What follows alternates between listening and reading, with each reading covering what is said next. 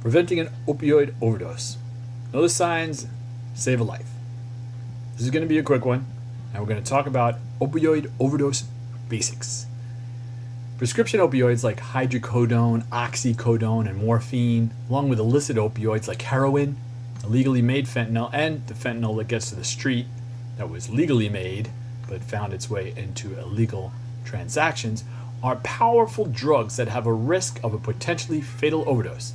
Anyone who uses opioids can experience an overdose, but certain factors may increase risk, including, but not limited to, combining opioids with alcohol or certain other drugs, taking high daily dosages of prescription opioids, taking more opioids than prescribed, taking illicit or illegal opioids like heroin or illicitly manufactured fentanyl or other drugs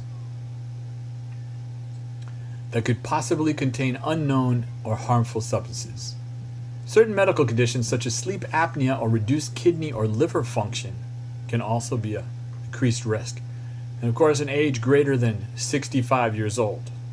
So this problem goes from the little kids all the way into our senior population.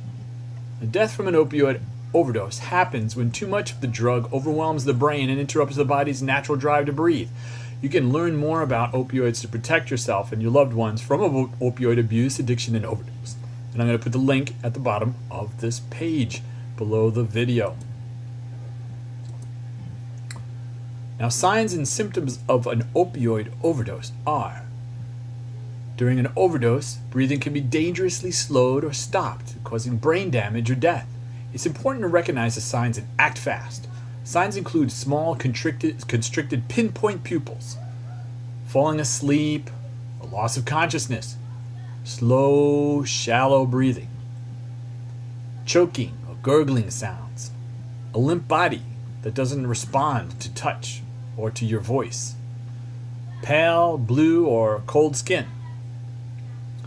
Now, what do you do if you think someone's overdosing? It may be hard to tell if the person is high or experiencing overdose. If you aren't sure, it's best to treat it like an overdose. You could save a life. You could change their life for the better.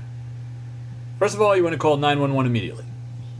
Then, administer naloxone if it's available. That's an antidote to opioids. Number 3 is to try to keep the person awake and breathing. That's not going to be easy, but you can do it. Number 4, lay the person on their side to prevent choking.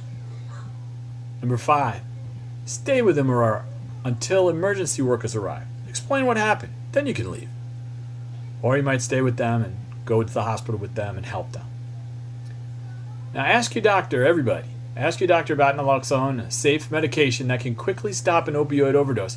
It can be injected into the muscle or sprayed into the nose to rapidly block the effects of the opioid in the body. You still got to call 911, still got to get the person emergency medical treatment, but you're well on the way to helping them not die, which is a good thing, generally a good thing.